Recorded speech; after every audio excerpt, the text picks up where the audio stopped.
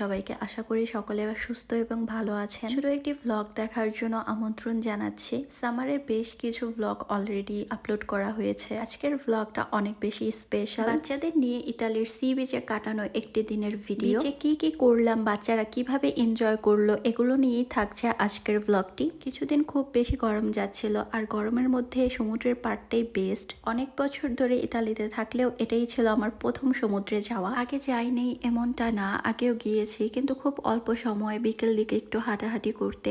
এত long time আগে কখনো সাগরে কাটানো হয়নি। ইউরোপের বিচগুলো অনেক বেশি ওপেন থাকে, যে কারণে পার্সোনালি আমার অত বেশি যাওয়াটা পছন্দের না। এমন আঁকা বাঁকা নিচু পথ দিয়ে আমরা একটা নিরিবিলি প্লেস খুঁজে পাই। এমন নিরিবিলি প্লেস পাওয়াতেই আমরা ডিসাইড করি বাচ্চাদের নিয়ে সারাটা দিন এখানে কাটানো যাবে। এখানে আমরাই না, এখানে আরো বেশ কিছু মুসলিম ফ্যামিলিও এসেছিল। আমাদের বাসার কাছে হওয়াতে আমাদের আসতে তেমন বেশি সময় লাগেনি, আমাদের 20 থেকে 30 মিনিট লেগেছিল। এসে প্রথমেই আমরা একটা বসার ব্যবস্থা করি আর একটা ছাতা লাগিয়ে দিই, যেহেতু অনেক বেশি রোদ থাকে। দিনটিও খুব সুন্দর ছিল, একটু মেঘলাই ছিল, আকাশ অনেক মেঘ ছিল, তাই পানিগুলো একটু ঠান্ডা ছিল। বেশি রোদ থাকলে তখন দেখা যায় পানিগুলো একটু গরম থাকে, আরো বেশি এনজয় করতে পারতো বাচ্চারা। বিশাল সাগরের গর্জন, খোলা আকাশ, ব্যস্তময় জীবন থেকে একটু ছুটি, তো অনেক বেশি ভালো লাগছিল।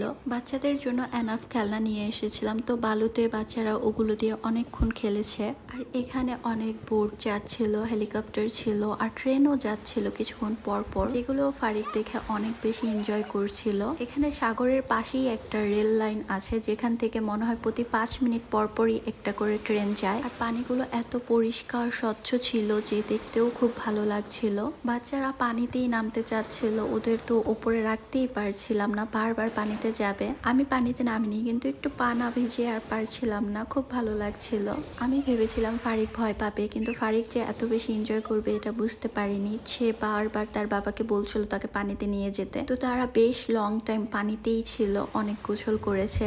আশেপাশে কেউ ছিল না, নর্মালি সাগরগুলোতে অনেক বেশি মানুষ থাকে। আর এদিকে বারবার ট্রেন যাচ্ছিল। ফায়াস ওয়াটার গান, বালতি, বল, যেসব খেলনাগুলো নিয়ে এসেছিল সব কিছু দিয়ে সারাক্ষণ নন স্টপ খেলছিল। আর আমি এদিকে একটা সান আঁকা ট্রাই করি। সাগর পাড়ে সবাইকে দেখি খুব সুন্দর সুন্দর করে আর্ট করে, যদিও আমি একদমই কাঁচা। তো যাই হোক, একটা আর্ট করে নিয়েছিলাম, পরে দেখলাম ভালো লাগছে না, একটু নাক মুখও দিয়ে দিলাম। ফায়াজ আবার এসে দুষ্টুমি করে নাকটা ফেলে দিল আর খুব হাসছিল। যাক, তাদের খুশিটাই আমার কাছে সবকিছু। পরে তিনিও একটু ট্রাই করছিল কিছু আঁকবে, একটা হার্ট আঁকা ট্রাই করছিল, কিন্তু পারছিল না, পরে চলে গিয়েছে। আর সমুদ্রে এসে সি ফুড খাওয়াটার মজাটাই আলাদা। তো আমরা আসার সময় কিছু ফ্রাইড সি ফুড কিনে নিয়ে এসেছিলাম, ওগুলোই খাচ্ছিলাম। এখানে ছোট বোট রাইড করছিল, সেটা বসে বসে দেখছিলাম। আর ফায়াজের বাবা বলছিল ফায়াজ আর তিনি বড় হলে করবে একসাথে। আর সমুদ্রে পুরে একদম বাচ্চা দুটো কালো হয়ে যাচ্ছিল। আর রোদ থেকে প্রোটেকশন হিসেবে আমি সবসময় বাচ্চাদের গায়ে এই সানস্ক্রিনটা অ্যাপ্লাই করে দিই। আমি বেশ কিছু ঝিনুকও কালেক্ট করেছিলাম, ভালো লাগছিল, সময়টা অনেক বেশি সুন্দর কাটছিল।